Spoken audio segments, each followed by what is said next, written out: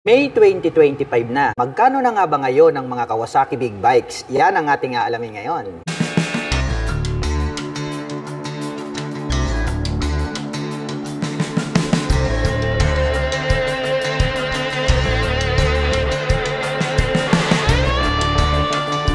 Ito po ang pinakabagong Kawasaki Z1000R 2025 version. Napakabangis po pala nito pong kanyang headlight design dahil gumagamit po ito ng 4 na projector lights para po dito sa kanyang high beam and low beam.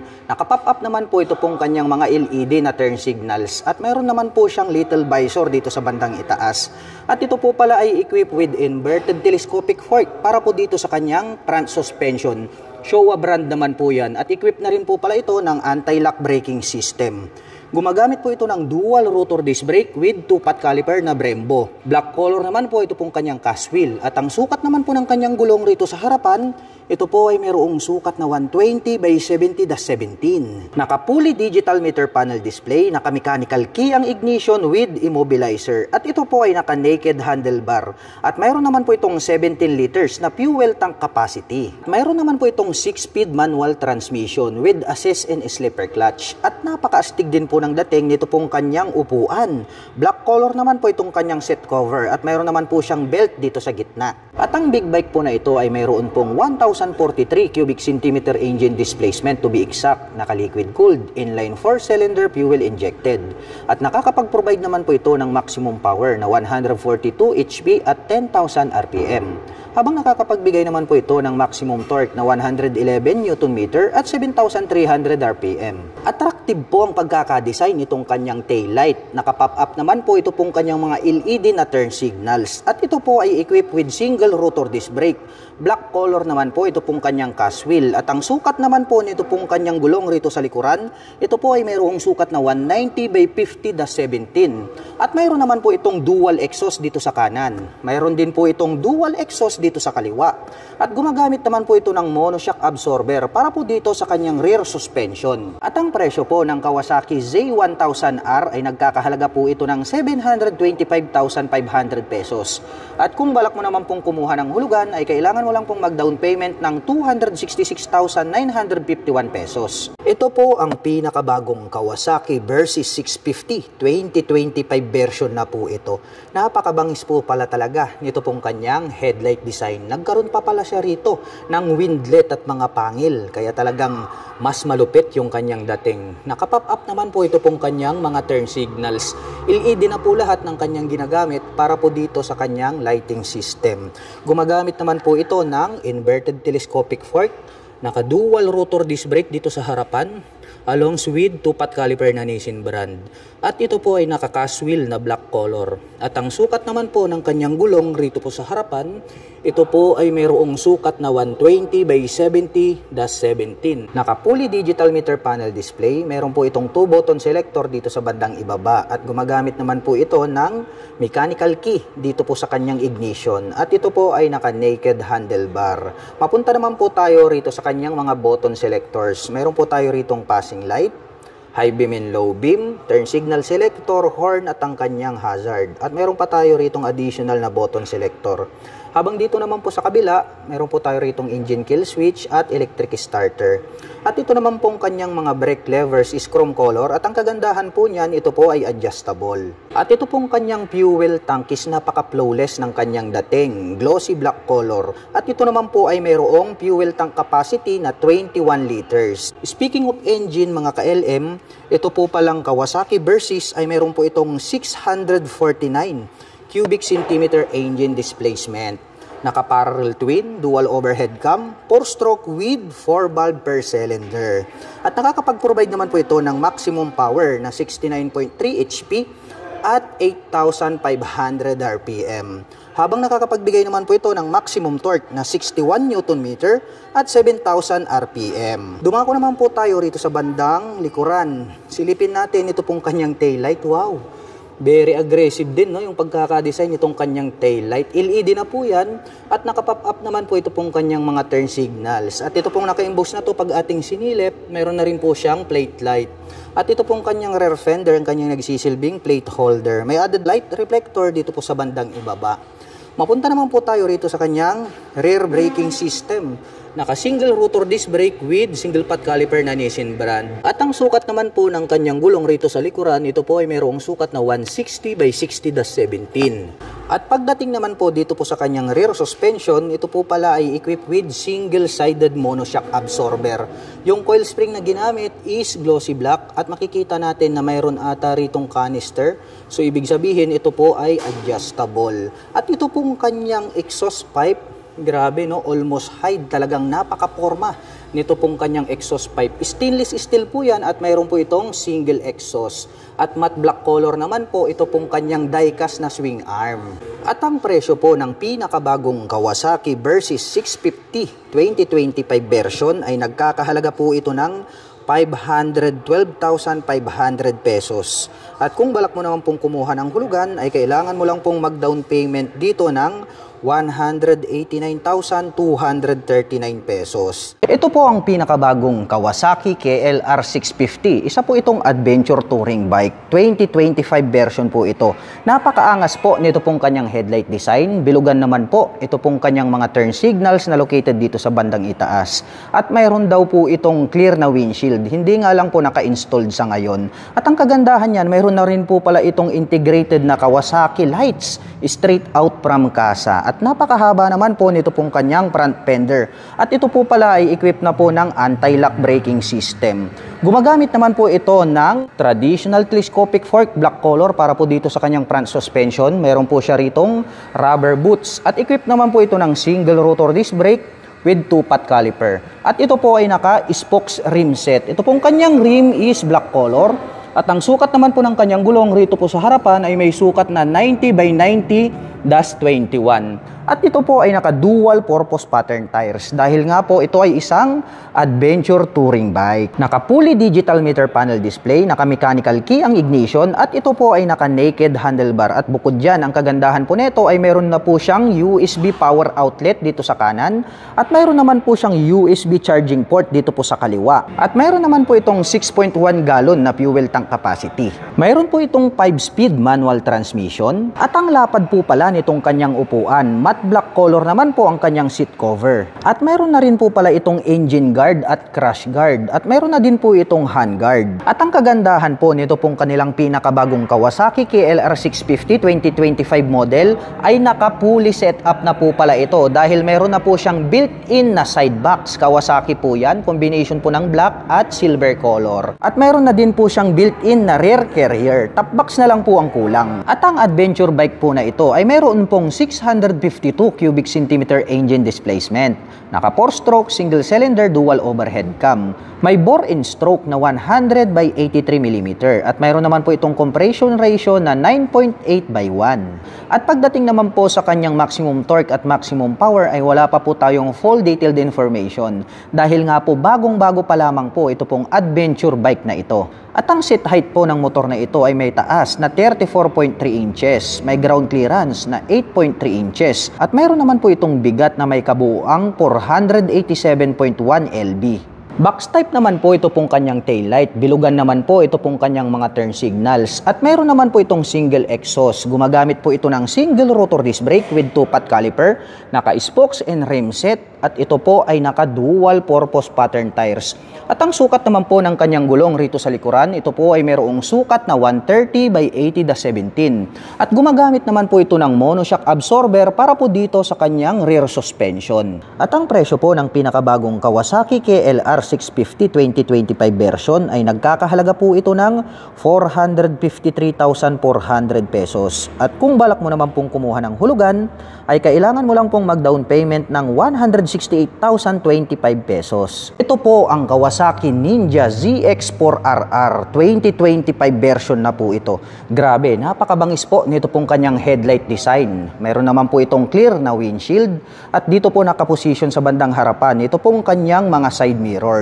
At nandirito naman po sa bandang ibaba, ito pong kanyang mga turn signals. At ito po ay equipped with inverted telescopic fork para naman po rito sa kanyang front suspension. Gumagamit po ito ng dual rotor disc brake with 2-pot caliper. Glossy black naman po ito pong kanyang cast wheel. At ang sukat naman po ng kanyang gulong rito po sa harapan, ito po ay mayroong sukat na 120/70/17. Naka-fully digital meter panel display, naka-mechanical key ang ignition with immobilizer. At ito po ay naka-naked handlebar. At mayroon naman po itong 15 liters na fuel tank capacity. At ito naman po ay mayroong 6-speed manual transmission. Equipped na po ito ng assist slipper clutch at mayroon na din po siyang quick shifter. Ang angas naman po nito pong kanyang upuan. Black color naman po ito pong kanyang seat cover. At ang big bike po na ito ay mayroon pong 401 cubic centimeter engine displacement, naka-liquid cooled, 4-stroke, inline 4. At nakakapag-provide naman po ito ng maximum power na 76.43 HP at 14,000 RPM. Habang nakakapagbigay naman po ito ng maximum torque na 39.6 Nm at 13,200 RPM. Triangle shape naman po ito pong kanyang tail light at nakapop up naman po ito pong kanyang mga LED na turn signals. At ito po pala ay gumagamit ng single rotor disc brake with single pot caliper. Glossy black naman po ito pong kanyang cast wheel. At ang sukat naman po ng kanyang gulong rito po sa likuran, ito po ay mayroong sukat na 160/60/17. At mayroon naman po itong single exhaust na stainless steel. At ito po ay equipped with monoshock absorber para naman po rito sa kanyang rear suspension. At ang kagandahan po nito, ito po ay adjustable. At ang presyo naman po ng Kawasaki Ninja ZX4RR 2025 version ay nagkakahalaga po ito ng 502,500 pesos. At kung balak mo naman pong kumuha ng hulugan, ay kailangan mo lang pong mag-down payment ng 185,649 pesos. Ito po ang Kawasaki Ninja ZX6R 2025 version. Mayroon po itong napakabangis na headlight design. Matutulis naman po ito pong kanyang front face cover. At mayroon naman po itong clear na windshield. At dito naman po located itong kanyang mga side mirror sa bandang harapan dahil nga ito po ay isang sports racing bike. At dito naman po sa bandang ibaba, dito po located itong kanyang turn signals. At gumagamit naman po ito ng inverted telescopic fork para po dito sa kanyang front suspension. Showa brand po iyan. At mayroon naman po itong dual rotor disc brake with 2-pot caliper na Nissin brand. Glossy black naman po ito pong kanyang cast wheel. At ang sukat naman po ng kanyang gulong rito sa harapan ay meron po itong sukat na 120/70/17. Naka-fully digital meter panel display, naka-mechanical key ang ignition with immobilizer. At adjustable po pala ito pong kanyang front suspension na Showa brand. At ito naman po ay naka-naked handlebar. At mayroon naman po itong 17 liters na fuel tank capacity. At mayroon naman po itong 6-speed manual transmission with assist in slipper clutch at mayroon na rin po itong quick shifter. Ang ganda rin po nito pong kanyang upuan. Black color naman po ito pong kanyang seat cover. At ang big bike po na ito ay mayroon pong 636 cubic centimeter engine displacement. Naka 4-stroke, inline 4, dual overhead cam, liquid cooled. At nakakapag-provide naman po ito ng maximum power na 122.3 HP at 13,000 RPM. Habang nakakapagbigay naman po ito ng maximum torque na 68 Nm at 11,000 RPM. Triangle shape naman po ito pong kanyang tail light. Naka-pop up naman po ito pong kanyang mga LED na turn signals. At ito po ay equipped with single rotor disc brake with single pot caliper na Nissin brand. Glossy black naman po ang kulay nito pong kanyang cast wheel. At ang size naman po ng kanyang gulong rito po sa likuran, ito po ay may sukat na 180/55/17. At mayroon naman po itong single exhaust. At pagdating naman po rito po sa kanyang rear suspension, ito po ay gumagamit ng monoshock absorber with canister at yan po ay adjustable. Diecast naman po na napakatik ito pong kanyang swing arm. At ang presyo po ng Kawasaki Ninja ZX6R 2025 version ay nagkakahalaga po ito ng 710,500 pesos. At kung balak mo naman pong kumuha ng hulugan ay kailangan mo lang pong mag-down payment ng 260,310 pesos. Ito po ang Kawasaki Z500 SE 2025 version. Mayroon po itong napakalupit na headlight design. Mayroon naman po itong glossy black na visor. Dito naman po located sa bandang itaas, ito pong kanyang mga LED na turn signals. At ito po pala ay equipped with traditional telescopic fork para po dito sa kanyang front suspension. At ito po ay gumagamit ng single rotor disc brake with 2-pot caliper na Nissin brand. At green color naman po ito pong kanyang cast wheel. At may sukat naman po ang kanyang gulong rito sa harapan na 110/70/17. Naka-fully digital meter panel display, naka-mechanical key ang ignition at ito po ay naka-naked handlebar. At mayroon naman po itong 14 liters na fuel tank capacity. Sporty looks naman po ang dating nito pong kanyang upuan. Black color naman po ito pong kanyang seat cover. At mayroon naman po itong 6-speed manual transmission with assist and slipper clutch. At ang big bike naman po na ito ay mayroon pong 451 cubic centimeter engine displacement to be exact. Naka 4-stroke parallel twin liquid cooled fuel injected engine. At nakakapag-provide naman po ito ng maximum power na 51.3 HP at 10,000 RPM. Habang nakakapagbigay naman po ito ng maximum torque na 42.6 Nm at 7,500 RPM. Pahaba naman po ang hugis nito pong kanyang tail light at nakapop up naman po ito pong kanyang mga turn signals. At ito po ay gumagamit ng single rotor disc brake with 2-pot caliper na Nissin brand. At green color naman po ito pong kanyang cast wheel. At ang sukat naman po ng kanyang gulong rito sa likuran, ito po ay mayroong sukat na 150/60/17. Meron po itong single exhaust at naka monoshock absorber naman po ang kanyang rear suspension. At ang presyo naman po ng Kawasaki Z500 SE 2025 version ay nagkakahalaga po ito ng 359,100 pesos. At kung balak mo naman pong kumuha ng hulugan ay kailangan mo lang pong mag-down payment ng 134,176 pesos. Ito po ang Kawasaki Z650 RS. Napakaburusko po ng classic big bike na ito. Mayroon naman po itong rounded shape na headlight design. Naka-pop up naman po ito pong kanyang mga turn signals at LED na po lahat ng kanyang ginagamit para po sa kanyang lighting system. At equipped naman po ito ng traditional telescopic fork para po dito sa kanyang front suspension. At mayroon naman po itong dual rotor disc brake with 2-pot caliper na Nissin brand. Glossy black naman po ang kulay nito pong kanyang cast wheel. At ang size naman po ng kanyang gulong rito po sa harapan, ito po ay mayroong sukat na 120/70/17. Combination po pala ng digital at analog ito pong kanyang meter panel display. Naka-mechanical key ang ignition at ito po ay naka-naked handlebar.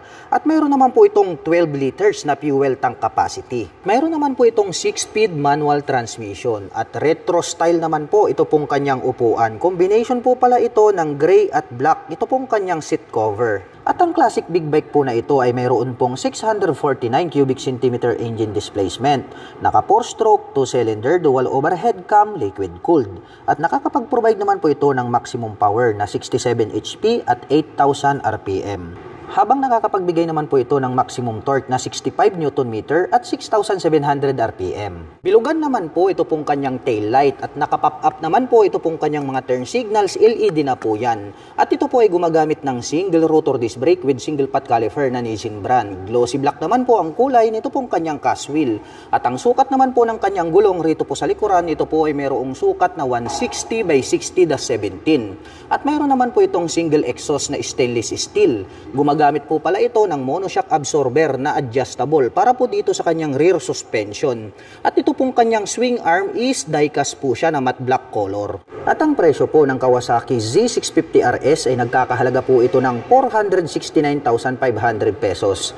At kung balak mo naman pong kumuha ng hulugan ay kailangan mo lang pong mag-down payment ng 175,060 pesos. Ito po ang Kawasaki ZH2 top of the line sports naked bike. Napakabangis po pala nito pong kanyang headlight design. Matulis po ito pong kanyang front face cover na parang nagkaroon ng pangil dito sa bandang harapan. Mayroon naman pong Kawasaki logo dito sa bandang gitna at mayroon naman po itong maliit na visor. At dito naman po located dito pong kanyang mga turn signals na LED. At ito po pala ay equipped with inverted telescopic fork para po rito sa kanyang front suspension. At ito po ay equipped with ABS or anti-lock braking system. Gumagamit po ito ng dual rotor disc brake with 2-pot caliper na Brembo. At glossy black naman po ang kulay nito pong kanyang cast wheel. At ang size naman po ng kanyang gulong rito po sa harapan, ito po ay mayroong sukat na 120/70/17. Naka-fully digital meter panel display, naka-mechanical key ang ignition, equipped na po yan ng immobilizer. At mayroon naman po itong 19 liters na fuel tank capacity. At bukod dyan, ang kagandahan po nito ay mayroon na po siyang cruise control. At ito po ay naka-naked handlebar. At mayroon naman po itong 6-speed manual transmission. Equipped na rin po ito ng assist and slipper clutch at mayroon na rin po siyang quick shifter. Ang astig din po nito pong kanyang upuan. Black color naman po ito pong kanyang seat cover at mayroon naman po siyang belt dito sa gitna. makina. At ang Kawasaki ZH2 ay meron pong 998 cubic centimeter engine displacement. Naka 4-stroke, inline 4, dual overhead cam, liquid cooled. At nakakapag-provide naman po ito ng maximum power na 200 HP at 11,000 RPM. Habang nakakapagbigay naman po ito ng maximum torque na 137 Nm at 8,500 RPM. Unique naman po ang pagkakadesign nitong kanyang taillight. Naka-pop up naman po ito pong kanyang mga LED na turn signals. At ito po pala ay gumagamit ng single rotor disc brake with single pot caliper na Nissin brand. Glossy black naman po ang kulay nito pong kanyang cast wheel. At ang sukat naman po ng kanyang gulong rito po sa likuran, ito po ay mayroong sukat na 190 by 55-17. At mayroon naman po itong mapormang exhaust pipe at gumagamit po pala ito ng monoshock absorber para po dito sa kanyang rear suspension at ito po ay adjustable. At ang presyo naman po ng Kawasaki ZH2 ay nagkakahalaga po ito ng 923,500 pesos. At kung balak mo naman pong kumuha ng hulugan ay kailangan mo lang pong mag-down payment ng 336,767 pesos. Ito po ang Kawasaki Z900 standard version. Mayroon po itong napakaangas na headlight design. Dito naman po sa bandang itaas located, ito pong kanyang mga LED na turn signals. Mayroon din po itong maliit na visor at mayroon po pala itong split na daytime running light dito sa magkabila. At ito po ay equipped with inverted telescopic fork para po dito sa kanyang front suspension. At ito po ay gumagamit ng dual rotor disc brake na naka-flower design with 2-pot caliper na Nissin brand. At glossy black naman po ito pong kanyang cast wheel. At ang sukat naman po ng kanyang gulong rito po sa harapan, ito po ay mayroong sukat na 120 by 70-17. Naka-fully digital meter panel display, naka-mechanical key ang ignition with immobilizer. At ito po ay naka-naked handlebar. At mayroon naman po itong 17 liters na fuel tank capacity. Napaka-porma din po nito pong kanyang upuan. Matte black color naman po ito pong kanyang seat cover. At mayroon naman po itong 6-speed manual transmission with assist and slipper clutch. At ang motor po na ito ay mayroon pong 948 cubic centimeter engine displacement. Naka-liquid cooled, inline 4-cylinder dual overhead cam fuel injection. At nakakapag-provide naman po ito ng maximum power na 123.64 HP at 9,500 RPM. Habang nakakapagbigay naman po ito ng maximum torque na 98.6 Nm at 7,700 RPM. Unique din po ang pagkakadesign nito pong kanyang taillight at dito naman po located itong kanyang mga turn signals. At ito po pala ay equipped with single rotor disc brake na flower design with single pot caliper na Nissin brand. At ito pong kanyang cast wheel is glossy black color. At ang sukat naman po ng kanyang gulong rito sa likuran, ito po ay mayroong 180 by 55-17. At mayroon naman po itong single exhaust at gumagamit naman po ito ng monoshock absorber para po dito sa kanyang rear suspension. At ang kagandahan po niyan, ito po ay adjustable. At ang presyo naman po ng Kawasaki Z900 standard version ay nagkakahalaga po ito ng 570,000 pesos. At kung balak mo naman pong kumuha ng hulugan ay kailangan mo lang pong mag-down payment ng 209,519 pesos.